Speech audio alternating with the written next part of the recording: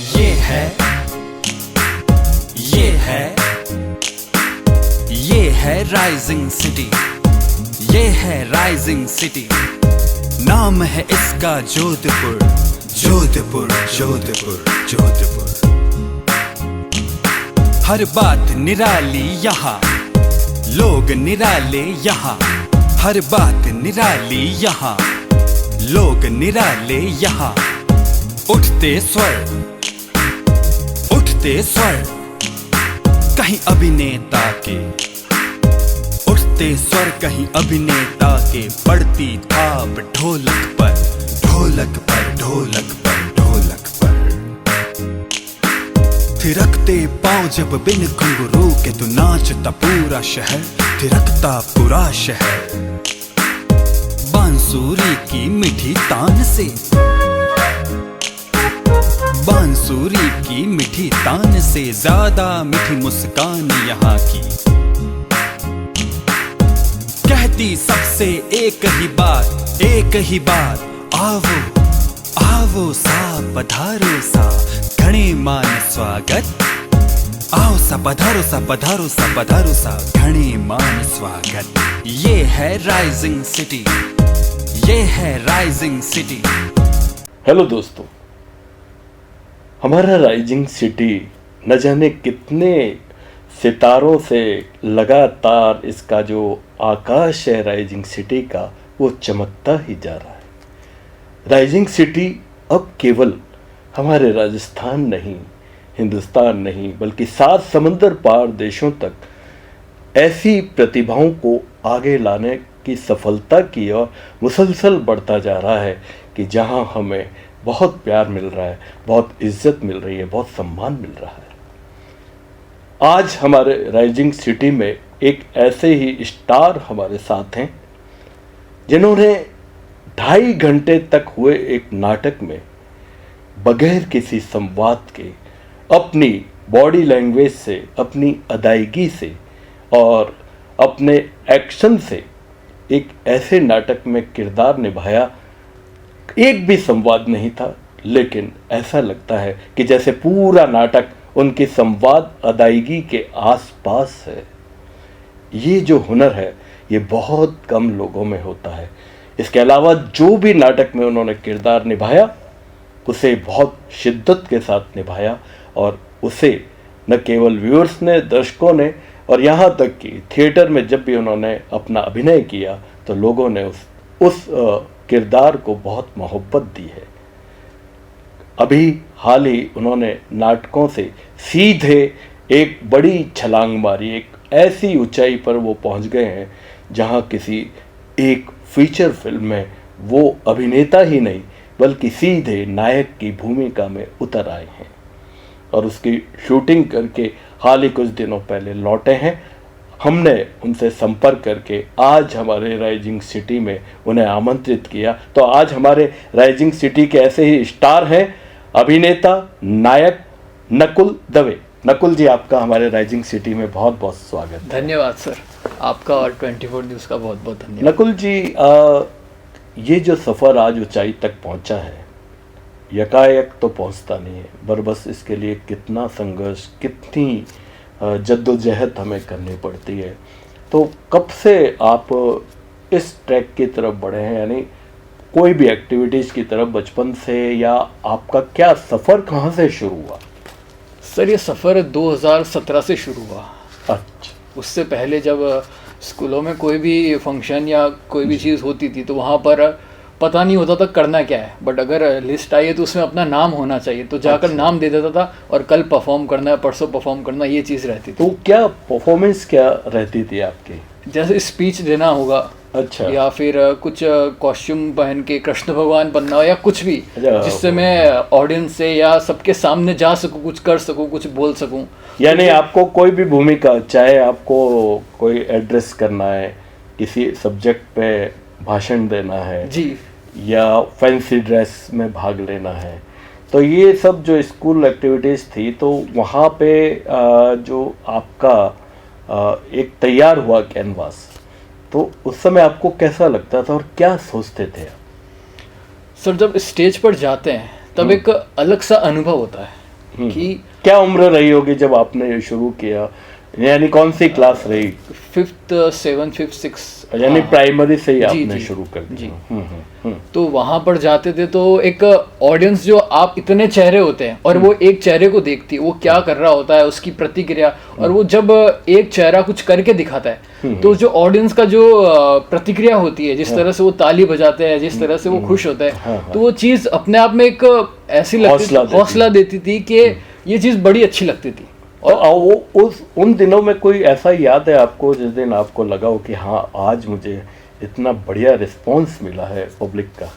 एक बार की बात है सर, जब पहली बार स्टेज पर स्पीच देने जाना था तो बड़ा घबराया हुआ सा था, चेहरा सबका देख नहीं पा रहा था और एक डर सा था। लेकिन जब पेपर हाथ में लिया और बोलना शुरू किया तो धीरे धीरे बोलते बोलते बोलते अपना ऑडियंस को देखने का मन हुआ।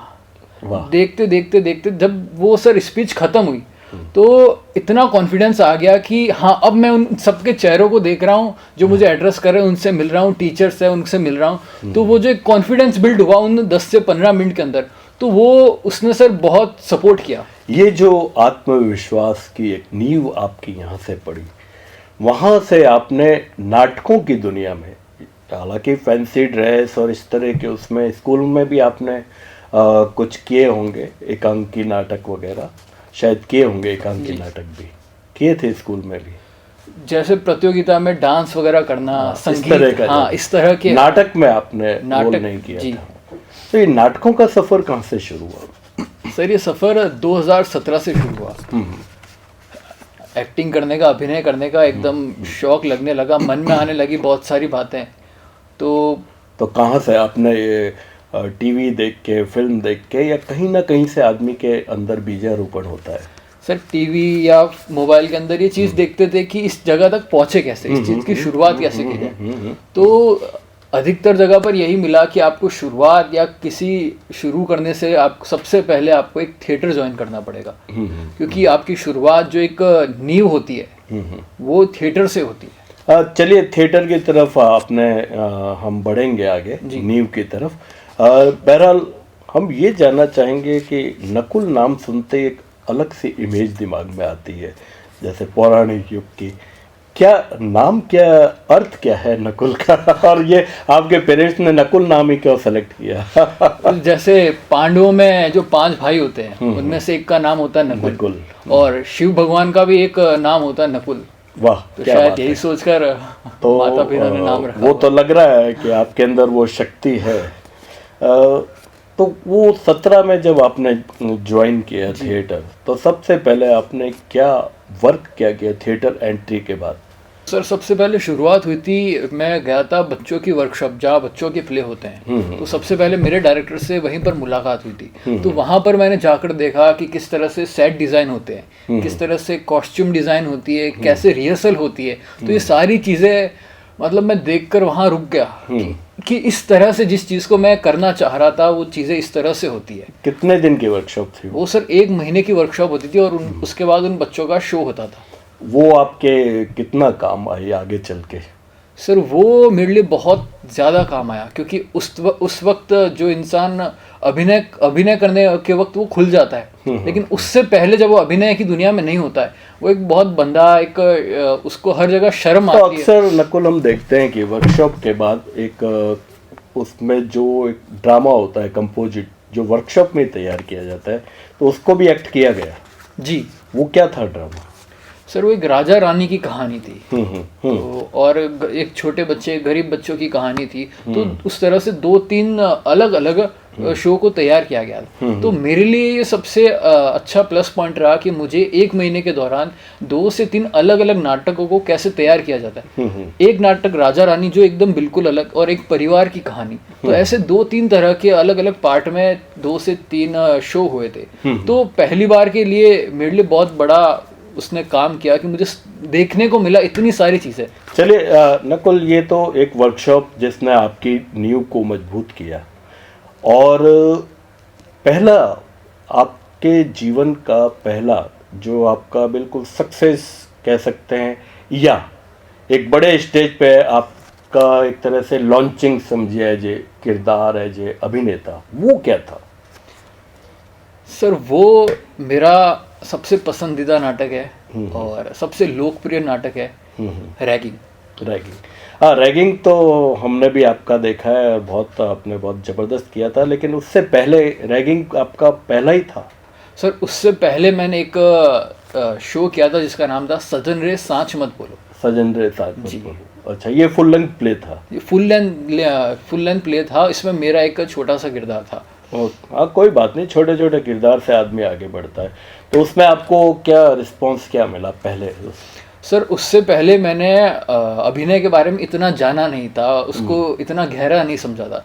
तो उस वक्त जो हमारे डायरेक्टर थे, हाँ, तो वो समझाते थे, हाँ, जितना एक अपर लेवल तक या उस तक समझ में आता था उतना समझ में आ जाता था, लेकिन वो चीज़ नहीं निकल पा रही थी या मैं नहीं निकाल पा रहा था जो चाहिए होती थी। फिर भी वो जैसे तैसे वो प्ले किया, काफ़ी अच्छा रहा उसका रिस्पॉन्स। इस जो क्रिएटिव फील्ड है, चाहे वो अभिनेता हो या कोई भी विधा अभिनय से जुड़ी हो, उसमें एक छटपटाहट होती है, एक छटपटाहट, और वो छटपटाहट ही आगे चल के हमें किसी मंजिल की तरफ, किसी ट्रैक की तरफ बढ़ाती है।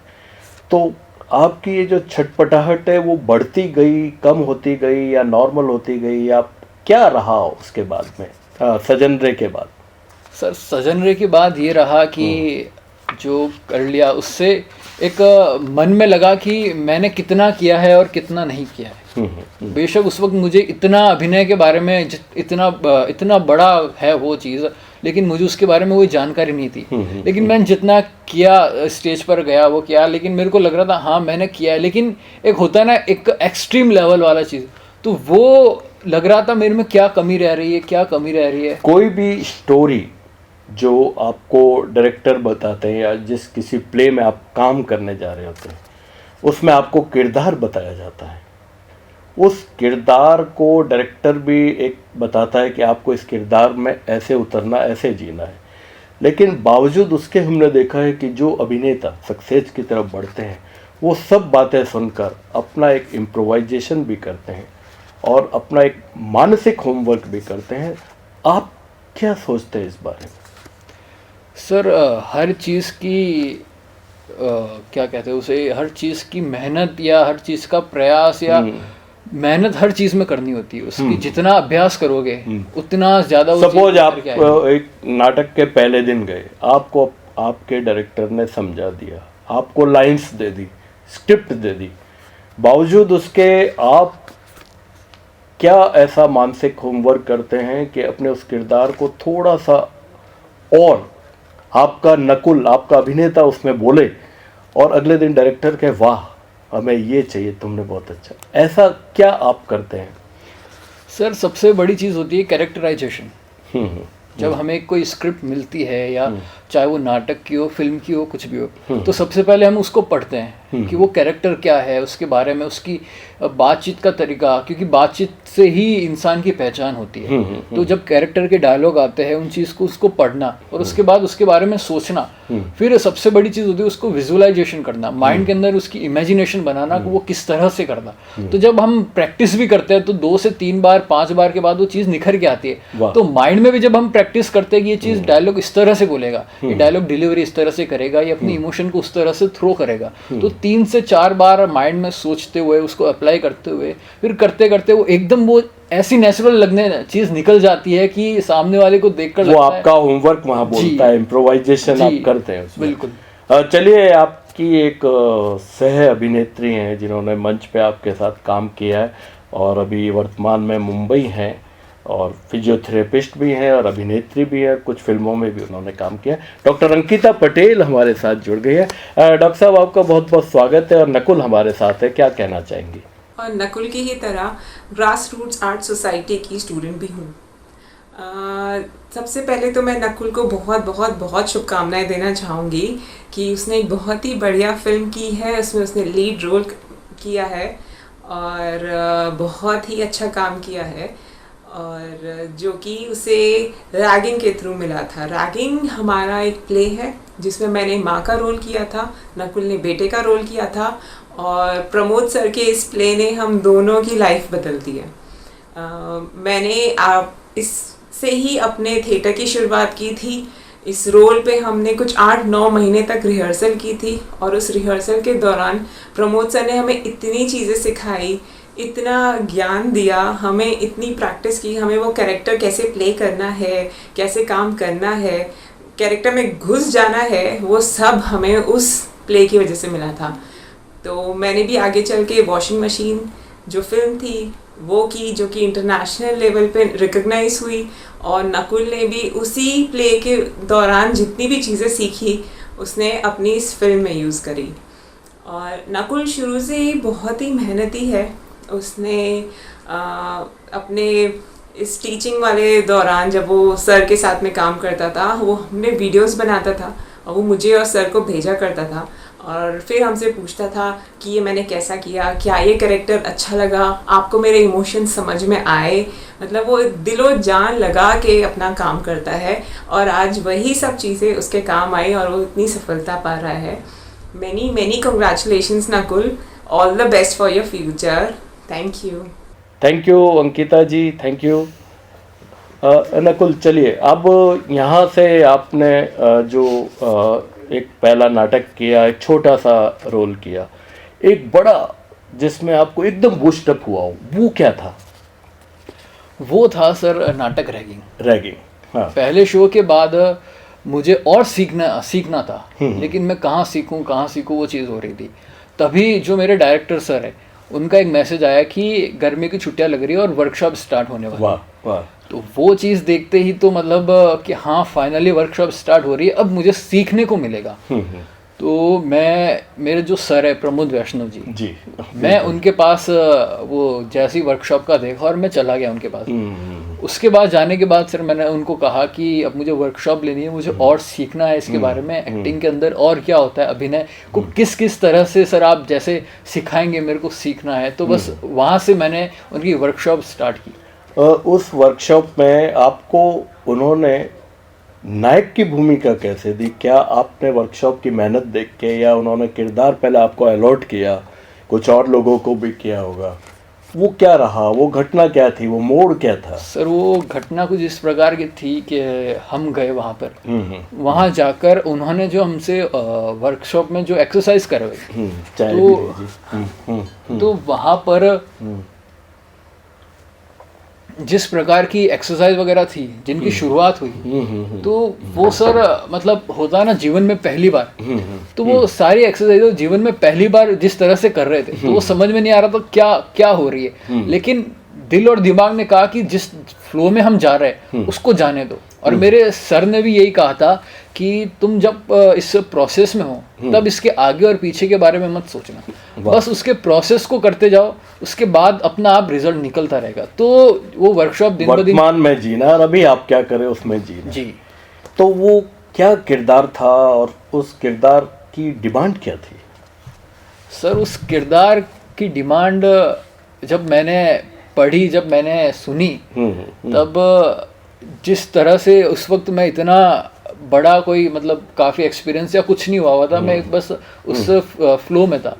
तब जब मुझे मेरे डायरेक्टर ने पहली बार वो प्ले सुनाया, तो मतलब पहली बार तो उसके अंदर ही खो गए हम कि कितनी मतलब गहरी चीज़ें बता रहे हैं, कितना वो उनके बताने का जो तरीका होता है उसमें वो पूरे विजुअलाइजेशन ही आने लग गए, पूरा विजुअल आने लग गया कि आगे आगे आगे आगे क्या हो रहा है। और हमें बताया नहीं गया था कि आपको क्या किरदार मिलेगा, किस तरह से क्या करना है। हम रोज वर्कशॉप में काम करते सबको पूरी सभी किरदारों के रिहर्सल वो करवाते जी। हमें किसी को बताया नहीं था कि क्या इंडिविजुअल किरदार क्या है, वो बस वर्कशॉप में हमसे करवाते थे और किस तरह का। फिर एकदम मुझे आज भी याद है कि मैं कुर्सी पर बैठा था और मेरे जो सर है वो मेरे सामने बैठे थे, तो उन्होंने मुझे एकदम वर्कशॉप में कुछ एक्सरसाइज करने के बाद हम बैठे और एकदम मुझे उन्होंने कहा कि नकुल नीचे बैठ।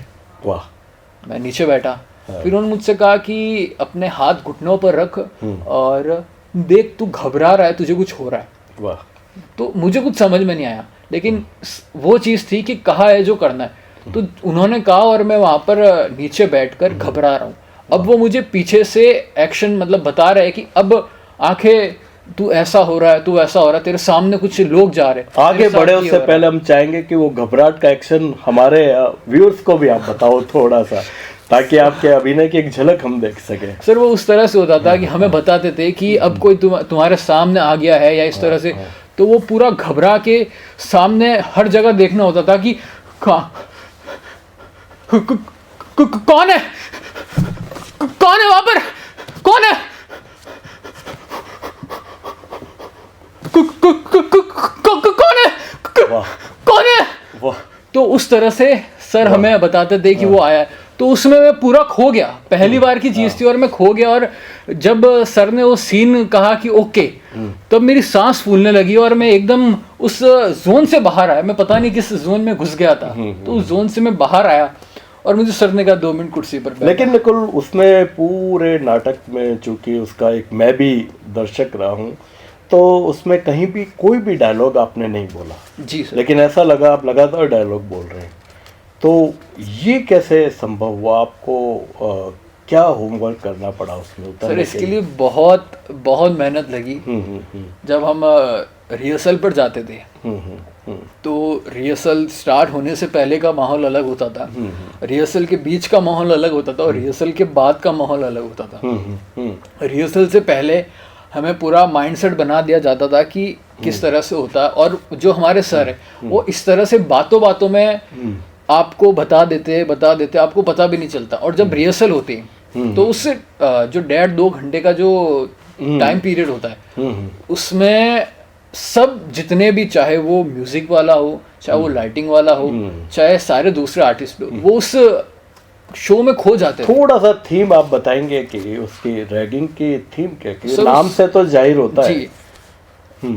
सर उसमें एक किरदार होता है रवि, जिसकी भूमिका मैं निभाता हूँ। तो एक माँ बाप की बहुत मन्नतों के बाद, बहुत सालों के बाद उनका एक लड़का होता है जिसका नाम वो रवि रखते हैं। बहुत लाड़ प्यार से उसे पालते हैं मन्नतों के बाद, यानी वो पहला लड़का था या उसके और कोई बहन वगैरह? वो एक इकलौता ही था उनका, इकलौता।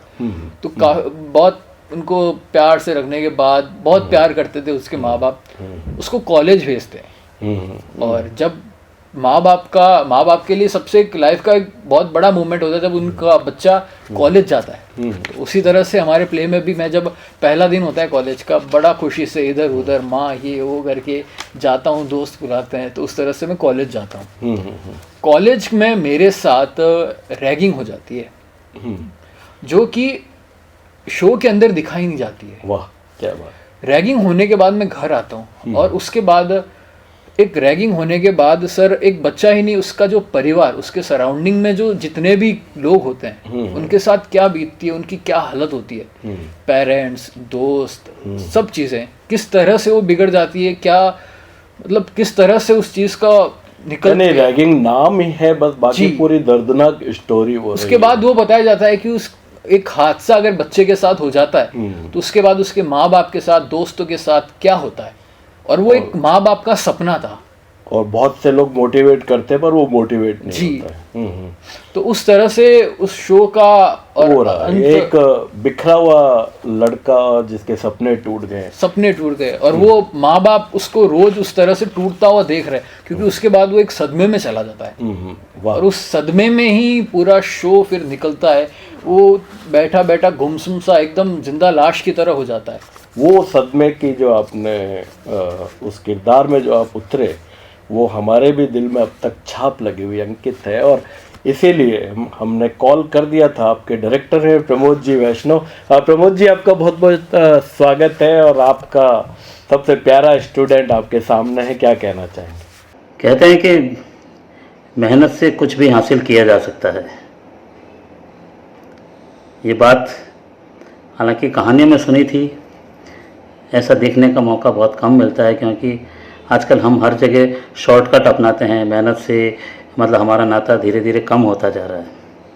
लेकिन कुछ शख्स ऐसे हैं जो वाकई मेहनत करते हैं। मेरा जो इशारा है वो नकुल की तरफ है। नकुल के बारे में आपको बताऊं कि जब ये करीब 3 साल से मेरे साथ है, और जब शुरुआत में आया था, कुछ समय बाद मैंने इसे मना कर दिया था कि बेटा तुम रहने दो, एक्टिंग तुमसे नहीं हो पाएगी। आज वो शब्द मुझे अपने झूठे नज़र आते हैं, क्योंकि वो एक बहुत अच्छा एक्टर बन चुका है। और उसमें उसकी मेहनत है। उसने अपनी मेहनत से मुझे झूठा साबित कर दिया और उस पहली बार उस झूठे साबित होने में मुझे खुशी हो रही है। नकुल बहुत अच्छा मतलब एक्टर होने के साथ साथ एक इंसान भी बहुत अच्छा है। संवेदनाएं उसके अंदर बहुत हैं और वो उन्हीं संवेदनाओं को एक अभिनेता के जरिए अपने अभिनय के जरिए वो बाहर निकालता है, तो वो सामने जब कुछ करता है तो वो बहुत खूबसूरत लगता है। मैं प्रमोद वैष्णव और थिएटर करता हूँ और नकुल मेरे ही साथ थिएटर करता है लगभग 3 साल से। मतलब जब से शुरुआत हुई है उसकी, वो तब से मेरे साथ जुड़ा है। दुआ है कि वो इसी तरह से काम करता रहे और इसी तरह ऊंचाइयां अपने अभिनय को, अपने किरदार को, अपने व्यक्तित्व को ऊंचाइयां प्रदान करता रहे, जिससे हम लोगों का सीना गर्व से चौड़ा हो जाए। शुक्रिया। Thank you sir, thank you. Nakul, जब आपने रैगिंग का इतना शानदार और इतना सफलतम जिंदगी का आज भी वो यादगार है करने के बाद, आपको सोसाइटी में क्या रिस्पांस मिला? आसपास जो हमारे थिएटर के लोग हैं उनका तो मिला ही होगा, बट और जो ऑडियंस देखने आई थी उनका क्या रिएक्शन था? सर वो उस चीज़ ने, उस प्ले ने काफ़ी चीज़ें बदल दी। उससे हर जगह एक पहचान मिली। एक रवि का जो किरदार था वो उससे बहुत ज़्यादा निखर कर आया। जहाँ रैगिंग की पहचान जहाँ रैगिंग की बात होती थी वहाँ पर वो चीज़ अपना आ जाती थी कि तूने रैगिंग में काम किया था। काफ़ी बार ऐसे हुआ जो मेरे परिचित या मेरे पड़ोस में आसपास में रहने वाले जिन्हें मैं नहीं जानता, क्योंकि सर उस वक्त मेरा ये होता था, मैं अपने कॉलेज से थिएटर और उसी में ही मेरा दिन निकल जाता था जी। तो मैं अपने सराउंडिंग वाले लोगों को इतना परिचित नहीं था। तो स्टेज पर जब शो के बाद नाम अनाउंस वगैरह होते तो काफ़ी लोग होते हैं जो देख रुकते हैं। तो उस वक्त एक दूसरे ने मुलाकात भी हुई, कर तू तो हमारे घर के पास रहता है, हमें पता भी नहीं, और तू इतना अच्छा काम करता है। और ऐसे ऐसे जैसे जैसे न्यूज़पेपर, और आज तो आपको हजारों लोग बोलेंगे। तो उस तरह से उन्होंने कहा कि तुम तो हमारे मोहल्ले में रहते हो और हमें पता ही नहीं तुम इतना अच्छा काम कर रहे हो, ये कर रहे हो। तो उन्होंने काफ़ी बात करी, फिर अपने हमारे पेरेंट्स का नाम पूछा, बात काफ़ी खुश हुए कि अच्छा उनका लड़का है क्या, बहुत खुश हुए। तो इस तरह से काफ़ी पहचान हुई शो। तो ये जो चीज़ आती है, क्योंकि रिस्पॉन्स पूछने का मेरा मतलब ये है कि हौसला बढ़ाती है, तो आपको अभिनय के क्षेत्र में और क्या हौसला मिला इस रिस्पॉन्स से, जो पॉजिटिविटी आपको मिली? सर सबसे बड़ी चीज़ इंसान का कॉन्फिडेंस लेवल जो होता है वो थिएटर करने के बाद, एप्रिशिएशन मिलने के बाद काफ़ी बढ़ जाता है। तब यही दिमाग में रहता है कि अब इससे अच्छा प्रयास करना है। वाह। जब अभी हाल ही में हमने बीकानेर में एक शो किया था, उसका शो का नाम था ओ नॉट अगेन। वाह। वो हास्य शो था, लेकिन अंत में आते आते वो काफ़ी इमोशनल हो जाता है। वाह। तो वो नया शहर था, सब कुछ नया था वहाँ पर हमने शो किया, तो उसमें एंडिंग इमोशनल होती है सर काफ़ी। वाह। तो उसमें हमारे सर ने, जब भी हम रिहर्सल वगैरह करते हैं तो हमें कभी ग्लिसरीन वगैरह या उस तरह से आंसू निकालना सिखाया ही नहीं है। नेचुरल हमेशा ये सिखाया कि आपको नेचुरल निकालने। और उस शो में भी अंत में आंसू निकलते और काफ़ी इमोशनल सीन होता है। क्या बात। तो वहाँ पर शो ख़त्म होने के बाद अब जब हम ग्रीन रूम में जा रहे थे तो वहाँ पर कुछ लोग आए, हाथ मिलाया और गले मिल गए। वाह, क्या बात है। Very good. 2-3 लोग, 4-5 लोग आए, हाथ मिलाया, गले मिल गए और काफ़ी अटैच हुए उस चीज़ से, क्योंकि तो इसमें भी आपने मुख्य भूमिका अदा की? हाँ जी। तो उसमें क्या, थोड़ा सा उस पर भी थोड़ा हम चाहेंगे। सर वो एक हास्य प्ले था जिसकी कहानी होती है कि एक लड़का होता है, वो बाहर रहता है और उसको कामकाज के चक्कर में छुट्टियां वगैरह नहीं मिलती और वो बाहर ही रहता है। उसके एक पिताजी होते हैं जो अलग रहते हैं और वो अलग रहता है। बहुत साल निकल जाते हैं तो उसके बाद लड़के को प्यार होता है। तो अब वो सोचता है कि हालांकि प्यार हो गया, लेकिन अब लड़की को घर में कैसे लेकर आए। तो उस तरह से वो प्ले होता है। फिर उस लड़की के साथ वो घर में आता है। तो घर में आने के बाद जो एक कंफ्यूजन होता है वो उस शो को आगे बढ़ाता है। वो कंफ्यूजन क्या है? वो तो सर उस तरह का होता है कि जो एक पिता होता है, जो इस कैरेक्टर में मेरी माँ गुजर जाती, तो मेरे जो पिताजी होते हैं वो अकेले ही होते हैं। तो जो मैं लड़की लेकर आता हूँ तो मैं आकर उनको कहता हूँ कि अब आप अकेले नहीं रहेंगे, आपका अकेलापन दूर हो जाएगा। तो जो मेरे पिताजी होते हैं वो समझते हैं कि ये मेरा बेटा मेरे भले के लिए बहू लेकर आया, मुझसे शादी होगी इसकी। हाँ, और मेरे लिए कोई लड़की नहीं। तो उस तरह से वो शो आगे बढ़ता है। फिर एंड में जाकर ये पता चलता है कि ये तो मैं अपने शादी के लिए लाया हूँ, आपके लिए नहीं लाया हूँ। तो उस तरह से फिर एक उसके बाद एक इमोशनल सीन होता है कि एक बाप को भी एक बुढ़ापे में जब कोई नहीं होता, एक सहारे की जरूरत होती है, और बाप वो सारी हरकतें जानबूझकर करता है। वाह। उसको पता होता है, लेकिन उसको पता होता है कि वो भी चाहता है मेरे बेटे की आँख खुले, हाँ, कि मैं मेरा अकेला बेटा इतने सालों बाद आया तो उसको पता चले क्या होता है। बहुत अच्छी थीम। तो ये चीज पर सर वो नाटक था और काफी अच्छा हमें आपने 2 नाटकों में काफी कुछ अभिनय के बारे में लगातार आपने अपने आप को मांझा। नाटक की एक क्राफ्ट होती है जी, क्राफ्ट के अंदर सब चीज़ें आती है, अभिनय के साथ साथ costume designing, properties, stage craft, music, sound, lighting, इतनी चीज़ें आती हैं। तो आप और कौन कौन सी चीज़ों से वाबस्ता रहे हैं इसके साथ साथ? सर इसके लिए मैं अपने जो थिएटर गुरु है उनका बहुत शुक्रिया करूँगा, उन्हें बहुत ज़्यादा हाँ बिल्कुल, वो प्रमोद जी तो हैं ही मैं समझता हूँ कि वो नाटक के एक एनसाइक्लोपीडिया है, और एक एनसाइक्लोपीडिया अगर सरल भाषा में कहूँ तो वो एक विश्वविद्यालय है जिसमें सारी फैकल्टी उसमें है। तो इसके लिए सर मैं उनका तहे दिल से शुक्रिया करूँगा कि जब हम शो करते थे तो हमारा ये नहीं होता है कि हर शो में काम करना है, काम एज अ एक्टिंग करना है, अभिनय करना है। हमारी जो टीम होती है, हमारी टीम में यही सिखाया गया है कि सब बराबर है, सब बराबर, चाहे वो लाइट कर रहा हो, चाहे वो म्यूजिक कर रहा हो, चाहे वो मेन कैरेक्टर कर रहा हो, या चाहे 2 मिनट का कैरेक्टर कर रहा हो, उनका सम्मान और उनको उनकी इक्वल होती कोई भी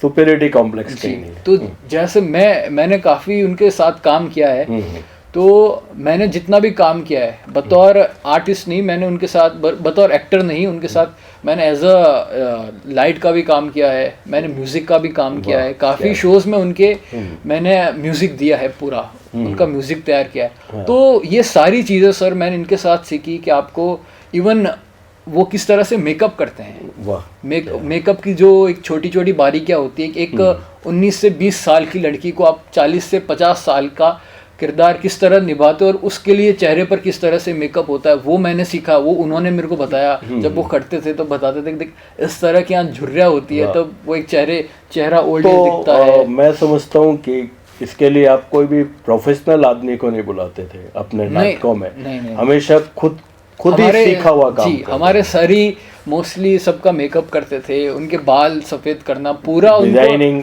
स्टेज डिजाइनिंग। हाँ जी, और जब उनका फाइनल लुक देखते थे एकदम चेहरा ऐसा लगता था कि मानो कोई सच में उस एज का हो। चाहे स्टेज की बात कर लो, आप स्टेज को किस तरह से तैयार करवाना, तो वो आकर खड़े होते थे कि इस तरह से आपको ये यहाँ पर रहेगा, वो वहाँ पर रहेगा, इतना टेबल यहाँ तक रहेगी, उस अगर ज्यादा नहीं रहना। उन्होंने हर चीज समझाई कि आपको ब्लॉकिंग किस तरह से करनी है, कि आप 2 कैरेक्टर खड़े तो सामने वाली चीज ज्यादा नहीं होनी चाहिए। और सबसे बड़ी चीज स्टेज पर खड़ा रहना। काफी लोग होते हैं सर स्टेज पर काम कर रहे होते काफी सालों से, लेकिन कभी कभी वो उन्हें स्टेज पर किस एंगल में खड़ा होना, किस तरह से खड़ा होना वो नहीं आता, वो भूल जाते हैं। क्योंकि स्टेज पर सर ऑडियंस सामने होती है, वो बैक जैसे बैक नहीं दिखाना। तो ये छोटी छोटी डिटेल, ये सारी चीजें सर हमें तब समझ में आती है जब हम उनके साथ समय व्यतीत करते हैं। और रिहर्सल का आप क्या महत्व समझते हैं? सर रिहर्सल का सबसे ज्यादा महत्व है। और जहाँ बात, क्योंकि हम देखते हैं नाटकों में कई बार 2-2 महीने रिहर्सल चलती है सर, कई बार समय भी कम होता है, तो हो सकता है कम दिन हो, लेकिन सर मेरा जो एक्सपीरियंस है वो इससे काफ़ी अलग है। हमारे यहाँ पर रिहर्सल ऐसे होती है, हमें एक शो की कहानी सुनाते हैं और हम उसके लिए रेडी हो जाते हैं, प्रिपेयर हो जाते हैं। हमारे 2 पेपर आते हैं नेक्स्ट सीन तैयार होते हैं, हम उसकी रिहर्सल करते हैं, वो उसी दिन सीन ब्लॉक हो जाता आगे है का नहीं बता जी। और अगले दिन आकर फिर नई 2 से 5 पेपर अगला सीन आता है। तो सर हम उस फ्लो में चलते चलते ही आज हमारे पास स्क्रिप्ट आई एक सीन की, हमने तैयार किया, तो मतलब 15 दिन 20 दिन उस तरह से शो हो जाता है और हम पूरी रिहर्सल उस दरमियान कर लेते हैं। तो अब तक आपने कितने शो कर दिए और कितने नाटक कर दिए? सर मैंने अभी तक 15 से ज़्यादा शो किए हैं। शो 15 से ज़्यादा, और नाटक मैंने किए हैं 6 से 8 के बीच। 6 से हाँ। 8 नाटक। तो नकुल, आप जो नाटक में काम करते हैं और नाटक में रिहर्सल वगैरह में या जो भी होता है, घर पे भी बहुत होमवर्क करना पड़ता है, चाहे आप अभिनय के अलावा भी लाइन्स याद करना, आपने म्यूजिक भी दिया है और ये मेकअप भी किया है और भी काम किए हैं इस विधा से जुड़े हुए, तो इनमें टाइम बहुत कंज्यूमिंग है और आप एक स्टूडेंट हैं, तो आपके पेरेंट्स का क्या रिएक्शन है? वो इसको कितना सपोर्ट करते हैं या कहते हैं बस थोड़ा ठीक है, ज़्यादा नहीं है? क्या एक्चुअल क्या रहता है आपका? सर बात यह है कि जब तक पेरेंट्स को यकीन नहीं हो जाता कि मेरा बेटा कुछ कर रहा है, और सबसे बड़ी पेरेंट्स की ये चीज़ होती है जब उनको दिख जाता है कि आपका बेटा कुछ कर रहा है, कुछ दिखा रहा है, कुछ करके दिखा रहा है, तो उन्हें संतुष्टि होनी शुरू होती है। तो वो क्या आपके सभी नाटकों में आए? हाँ जी, वो मेरे भी नाटक में आए, और जो दूसरे शो होते थे कभी कभार, जैसे मेरे एग्जाम वगैरह होते थे, तो उस दरमियान में शो नहीं कर पाता। यार ये वो सपोर्टिव है बिल्कुल आपके लिए। जब लेकिन नकुल, हमने एक चीज़ देखा है, कभी पेरेंट्स सपोर्ट होते हैं तो रिलेटिव्स पेरेंट्स को कोशिश करते हैं कि कहाँ अपने बेटे को डाल दिया, इंजीनियर, सीए बनाओ, डॉक्टर बनाओ, फला बनाओ। तो अभिनेता को आज भी उस सम्मान की नज़र से नहीं देखा जाता जब तक वो सक्सेस में ना पहुँचे। तो पेरेंट्स तो चलिए आपका सपोर्ट में है, पड़ोसी हैं, पास पड़ोस वाले और रिलेटिव्स हैं, उन सब का क्या रहता है? तो उन सब का यही रहता है कि जब तक कुछ कर नहीं रहे हो आप, जब तक बताता है कि मैं थिएटर जाता हूँ या ये करता हूँ, तो उनको होता है क्या कर रहा है थिएटर जाके। हाँ, वो उसको कैजुअल मानते हैं। इसके अलावा क्या कर रहे हो ऐसे पूछते हैं। हाँ बिल्कुल, ये चीज़ सबके साथ होती है और मेरे साथ भी होती आ रही है अभी तक भी, कि आप परिवार में या चीज़ मान लो तो कोई ना कोई वो चीज़ निकल आती है कि इनडायरेक्टली नहीं, कभी कभी उनका तरीका होता है इनडायरेक्टली बताने का कि थिएटर क्या, उसके आगे क्या, उसके आगे क्या कुछ आगे है, कि उस तरह से। एक अभी कुछ समय पहले की बात है कि, और वह मेरे सारे सोशल मीडिया पर वो मेरा एक है जो जुड़े हुए हैं, तो अभी बहुत अच्छा कर रहे हो, अभी मैंने देखा कि तुम ऐसे कर रहे हो, अच्छा काम कर रहे हो, और क्या कर रहे हो। वही तो अच्छा नकुल, आपने इतना बढ़िया काम अभिनय के क्षेत्र में भी किया और दूसरे भी म्यूजिक या स्टेज के सारी क्राफ्ट से आप जुड़े, और सारा काम जो भी आपने हाथ में लिया बहुत शिद्दत के साथ और सफलतापूर्वक किया, और एकदम आपके जीवन में एक बहुत बड़ा टर्न आया है। एक फिल्म आपको मिल गई है और उसमें आप अभिनेता ही नहीं बल्कि एक नायक की भूमिका कर रहे हैं। उसकी कहानी कैसे रही, कैसे वो आपको फिल्म मिली और वहाँ तक आप कैसे पहुँचे, उसके बारे में थोड़ा हम जानना चाहेंगे। सर मैंने अभी जो फिल्म की है उसका नाम है सोरू द म्यूजिकल स्टोरी। सोरू क्या नाम है? सोरू का नाम लिया गया है स्वर से। अच्छा, स्वर से स्वरा और स्वरा से बना सोरू। तो स्वरा कोई लड़की है? हाँ जी, और उसके आगे की जानकारी हाँ नहीं, वो हम नहीं चाहेंगे, आपके वो प्रोफेशनल सीक्रेसी है, लेकिन वो आपको कैसे मिला? सर जो इस मूवी के जो क्रिएटिव डायरेक्टर है जितेंद्र सिंह जी, तो वो मेरे सर के परिचित, तो उन्हें किसी उस कैरेक्टर की तलाश थी जो उन्हें मिल नहीं पा रहा था, तो उन्होंने काफ़ी जनों से पूछा, बात करी जो डायरेक्टर वगैरह से है उनसे, तो उन्होंने बताया कि मेरा एक स्टूडेंट है, और फिर उन्होंने मुझे एक, यानी इसमें भी आपकी प्रमोद जी ने ही आपको बूस्टअप करवाया। जी, उनका बूस्टअप और उनका आशीर्वाद हमेशा से साथ रहा है। तो उन्होंने बताया कि मेरा एक स्टूडेंट है।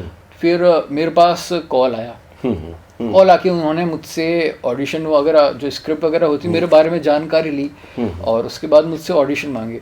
तो मैंने अपने अलग अलग तरह के सर 5 ऑडिशन उनको बनाकर भेजे और उनको मेरे 5 ऑडिशन अच्छे लगे। फिर उन्होंने एक जो फिल्म का जो किरदार होता है उसका एक ऑडिशन की स्क्रिप्ट मुझे भेजी और उसे मैंने उसका ऑडिशन बनाया और फिर मैंने उसको भेजा। फिर यानी उन्होंने अपने किरदार को ही आपको भेजा स्क्रिप्ट जी, और पहले उसका ऑडिशन दिया या एक जनरल ऑडिशन दिया? जी सर, पहले मुझसे उन्होंने मेरे ऑडिशन मांगे तो मैंने उनको अपने अलग अलग किरदार 5 अलग अलग कैरेक्टर बना के 5 तरह के ऑडिशन उनको भेजे थे और उनको मेरे ऑडिशन पसंद आए। फिर उन्होंने मुझसे एक स्क्रिप्ट जो मूवी के अंदर थी उसकी एक स्क्रिप्ट मेरे को भेजी एज अ ऑडिशन स्क्रिप्ट। फिर वो मैंने बनाकर भेजी और उसके 1 या 2 दिन बाद मेरे को उनका कॉल आया कि आपका जी। वाह, बधाई हो आपको। तो ये कहाँ शूट हुआ पूरा और उसका क्या आपका अनुभव रहा और डायरेक्टर के साथ और रिलेशन, ये थोड़ा सा हम चाहेंगे कि आप बताएं। सर इसकी मतलब लगभग पूरी शूटिंग उत्तराखंड में हुई है। वाह, क्या बात है, यानी आप सीधे रेगिस्तान से उत्तराखंड पहुंच गए। बिल्कुल, आप कह सकते हैं। तो उत्तराखंड के हल्द्वानी, बैरीनाग और काफी तीर्थ स्थल वगैरह जहाँ हैं वहाँ पर हमने सुना ही है, हमारी भी इच्छा है वहाँ पहुँचने की। बड़ी मतलब वादियों के बीच में और पहाड़ियों के बीच में हमने शूट किया। इस मूवी का 98 कह दो 96% जो पार्ट है हमने पूरा उत्तराखंड में शूट किया है। वादियों के बीच, पहाड़ों पर, अलग अलग हमने सभी ने ऐसे नज़ारे कभी जीवन में देखे नहीं थे जिन नज़ारों के बीच में हमने उस फिल्म को शूट किया। और इसकी थोड़ी सी शूटिंग हुई है जयपुर में जी। इसकी मिक्सिंग डबिंग वगैरह हो गई? अभी सर चल रहा है, अभी हमने शूट का काम कंप्लीट किया है, अभी कुछ वक्त लगेगा इसको तैयार होने में। कुछ वॉइस ओवर वगैरह डबिंग वगैरह करना, सारी काम अभी टेक्निकल काम इस मूवी का बाकी है। तो ये कितने पीरियड आप रहे वहाँ पे इस पूरी शूटिंग के दौरान? सर अवधि क्या रही? मैं वहाँ पर 47 डेज रहा था। 47 जी, माय गॉड, 47 डे आप घर से दूर जी। तो जब आप शूट करके आते थे अपने कैरेक्टर से और रात को आके जब आप सोते थे जहाँ भी आप ठहरे थे, तो उस रात को आप क्या सोचते थे? आपका अंदर क्या कहता था? एक भीतर आवाज़ आती है एक। सर पूरे दिन हम जल्दी उठ जाते थे सुबह, क्योंकि वहाँ पर जो इलाका था वो बाग वगैरह वहाँ निकलते थे, तो हमें परमिशन नहीं थी बाहर निकलने की। शाम को 7 बजे के बाद आपको परमिशन नहीं थी बाहर निकलने की। तो हम शूट करके आते थे और आकर हम फ्रेश वगैरह होते थे और खाना आ जाता था। खाना आके हम खाना वगैरह खाकर फिर डिस्कस करने बैठते थे। तो अब ये सोचते थे कि अब जो नेक्स्ट डे जो शेड्यूल होगा, जो नेक्स्ट डे जो सीन होगा, उसको आज जो जिस तरह से किया उसको कितना लेकर चलना है कि अब और उसमें क्या बेहतर करना और क्या डेवलपमेंट करना, क्योंकि सभी के लिए काफ़ी चीज़ें नहीं थी। तो मैं ही नहीं, हमारी जो पूरी टीम थी, तो सारे बैठ कर देखते थे कि अब उस तरह का कल शॉट है, तो उस तरह का उनको समझकर होमवर्क करना कि अब हमें कल जो, क्योंकि मूवी सर हमें 2 या 2.5 घंटे की होती है, वो शुरुआत से अंत दिखती है। पहला अनुभव था। हाँ जी, मूवी के शुरुआत से अंत दिखती है, लेकिन मूवी के अंदर क्या होता है कि आपको 48वां सीन आज हो रहा है, स्टेज और उसमें थोड़ा फर्क जी, बहुत फर्क है। आप स्टार्टिंग कब हो रही है, कोई भी सीन हो जाता है, वो हमें इन्फॉर्मेशन मिल जाती थी कि कल ये सीन होगा। तो अब उस सीन को प्रिपेयर करना, तो उसको सर सबसे पहले तो उसको माइंड में अच्छी तरह से मिक्स करना होता था कि कल ये इस सीन को तैयार करना है, क्योंकि सर सुबह जाते थे और रात को आते थे तो काफ़ी थक जाते थे। हमने कॉल किया है आपके जो डायरेक्टर हैं जितेंद्र सिंह जी नरूका। हाँ जी, वो क्रिएटिव डायरेक्टर हैं, उन्होंने कई फिल्मों में डायरेक्शन भी दिया है और खुद एक बेहतरीन अभिनेता भी है। जितेंद्र सिंह जी हमसे जुड़ गए। जितेंद्र सिंह जी, आपका बहुत बहुत स्वागत है। सर क्या कहना चाहेंगे? नकुल देव के बारे में मैं जितना भी कहूँ कम है। मेन लीड में मुझे नकुल दिखाई दिया, क्योंकि मेरी नकुल के बारे में प्रमोद जी से काफ़ी बातचीत हो चुकी थी। तो मैंने प्रमोद जी को कैरेक्टर स्केच बताया। कैरेक्टर स्केच जैसे ही प्रमोद जी ने सुना तो प्रमोद जी ने कहा केवल एक लड़का मैं बताता हूँ, उसको लेके चले जा। नकुल का एक ऑडिशन हुआ और नकुल का ऑडिशन होने के बाद नकुल इस फिल्म में एज ए लीड काम किया। और जब हम उत्तराखंड गए और उत्तराखंड में नकुल ने जो फाइट के सीक्वेंस थे एक्टिंग से संबंधित जितनी भी चीज़ें थी, बहुत सोच समझ कर अपना पूरा योगदान दिया है। मैं नकुल को बहुत बहुत धन्यवाद देता हूँ। वो जीवन में तरक्की करे और हमारे रूप में कभी भी उसके लायक कोई भी काम होगा तो नकुल को हम सबसे पहले देखेंगे। और प्रमोद जी से भी मैं प्रमोद जी का भी धन्यवाद देता हूँ कि प्रमोद जी ने जिस हिसाब से इन बच्चों को तैयार किया है या करवा रहे हैं, आगे आने वाले समय में जोधपुर से या बाहर से जितने भी लोग हैं, बहुत कम ऐसे होंगे जो प्रमोद जी द्वारा सिखाए गए मार्ग पर चलकर आगे ना बढ़े। Thank you sir, thank you. तो नकुल, अब आपके दिमाग में क्या है अभिनय के बारे में, या कोई और फिल्म आपके पास आ रही है या नाटक कर रहे हैं? आगे का एक वैक्यूम जब आता है कोई भी, चाहे नाटक के ख़त्म होने के बाद नेक्स्ट के लिए या फिल्म के बाद के लिए, तो ऐसा क्या अभी आप उस वैक्यूम में क्या होमवर्क कर रहे हैं, अपनी तैयारी क्या कर रहे हैं?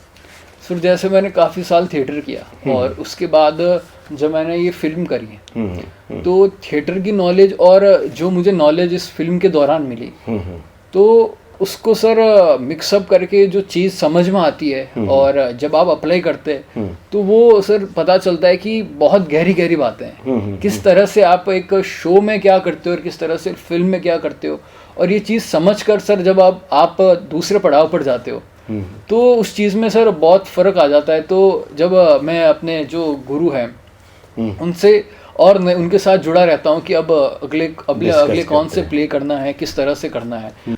मंच पर अभिनय करना अपने आप में एक चैलेंज ज़रूर है, लेकिन बग़ैर संवाद के लंबे समय तक मंच पर बने रहना उससे भी बड़ा चैलेंज है। जब पहली बार मैंने नकुल दवे को बतौर कलाकार मंच पर रैगिंग में देखा, रैगिंग जो कि एक प्ले था प्रमोद वैष्णव द्वारा निर्देशित, इसमें नकुल दवे ने एक ऐसी भूमिका निभाई जो दिल को छू गई। एक ऐसा विद्यार्थी छात्र जो कॉलेज जाता है, उसके साथ रैगिंग हुई, अंततः वो सुसाइड करने पर उतारू हो जाता है। ऐसी अवस्था में लंबे समय तक मंच पर बग़ैर संवाद के अभिनय करना एक बहुत बड़ा चैलेंज था। जब प्ले एंड हुआ तो हमने प्रमोद जी से पूछा कि ये नया लड़का कौन है। उन्होंने बताया कि उन्हीं के निर्देशन में, उन्हीं के टीम में काम करने वाला एक आर्टिस्ट नकुल दवे। वास्तव में एक ऐसा कलाकार जिसे बाद में मेरे साथ भी एज ए को एक्टर इसने काम किया, जिसमें जहाँ तक मैं समझता हूँ कि 3 गुण एक अच्छे कलाकार में होने चाहिए। नंबर 1 सिंसियरिटी हो, नंबर 2 किसी भी स्क्रिप्ट पर वार्तालाप करना, उसके बारे में पूछना, डिस्कस करना, डायरेक्टर से पूरी बात करना, और तीसरा निर्देशक के निर्देशों को समझकर उस प्ले को खेलना। ये तीनों ही गुणों का समावेश नकुल दवे में मैंने बहुत ही बारीकी से, बहुत ही नज़दीकी से देखा। एक अच्छा अभिनेता जिसमें अभिनय की बहुत बड़ी संभावनाएं जोधपुर रंगमंच के लिए ही नहीं बल्कि राजस्थान और देश भर के लिए है। यही कारण है कि इनकी सिंसियरिटी का नतीजा ये रहा कि इन्हें एक फुल लेंथ फिल्म में भी बतौर अभिनेता काम करने का भी अवसर मिला है।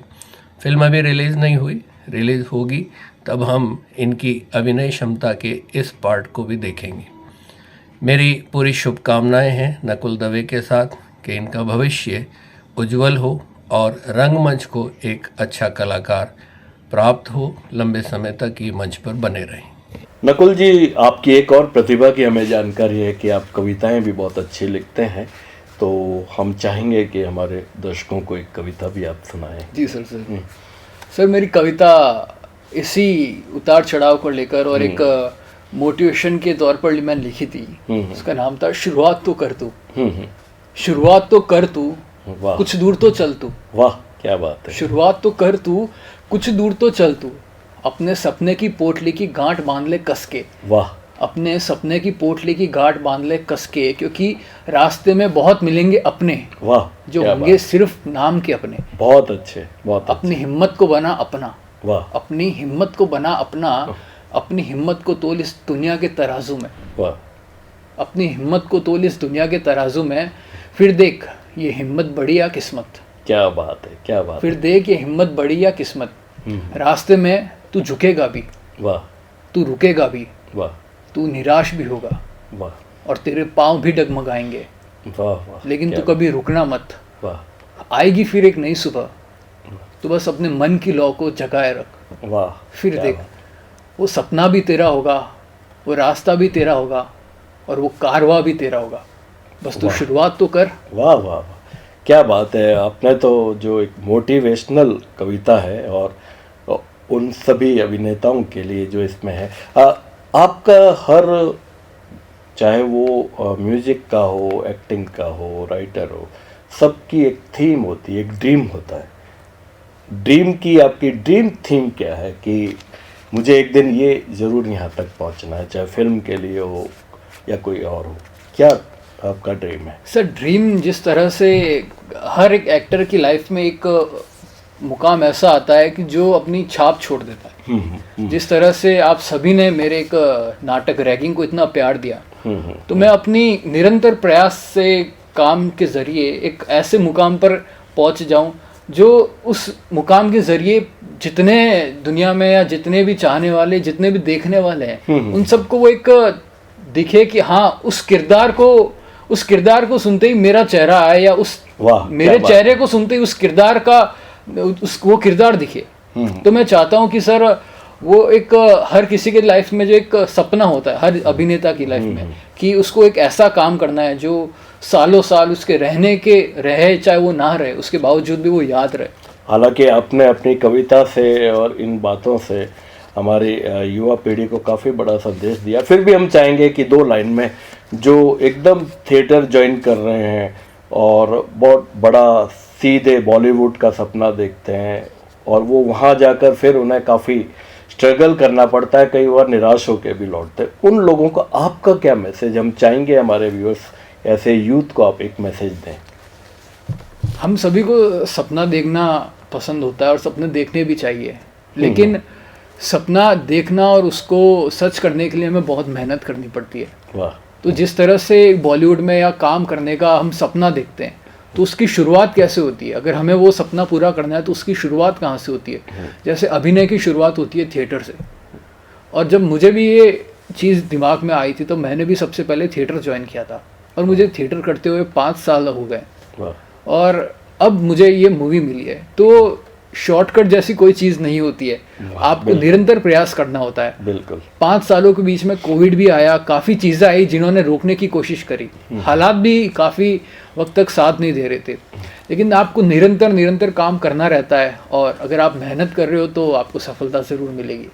तो दोस्तों, राइजिंग सिटी के आगाज़ में, आज के प्रोग्राम के आगाज़ में मैंने जो बातें आपसे कही थी, उससे आगे ही हमारे आज के जो राइजिंग सिटी के राइजिंग स्टार हैं नकुल दवे, उससे आगे निकले हैं, और जो इनका सपना है, जो इन्होंने अपनी कविता में जाहिर किया और अपने अभिनय यात्रा में जाहिर किया, और मैं समझता हूँ कि ये सपना उनका पूरा हो, और उनके जैसे हमारे और यूथ जो हमारे जोधपुर से नाम रोशन कर रहे हैं, बहुत सारे अभिनेता हमारे जोधपुर से आज बॉलीवुड में, टॉलीवुड में, टीवी इंडस्ट्री में या और ओटीटी प्लेटफॉर्म पर बहुत अच्छा काम कर रहे हैं। काफ़ी अभिनेताओं से हमने आपको मिलवाया भी है, और आज उसी फहरिस्त में एक और सशक्त अभिनेता आपके सामने हम लाने में कामयाब हुए।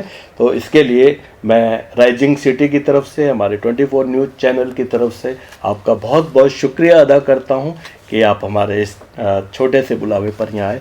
Thank you Nakul. धन्यवाद सर, धन्यवाद। मान स्वागत, आओ सा पधारो सा पधारो सा पधारो सा, घणे मान स्वागत। ये है राइजिंग सिटी, ये है राइजिंग सिटी।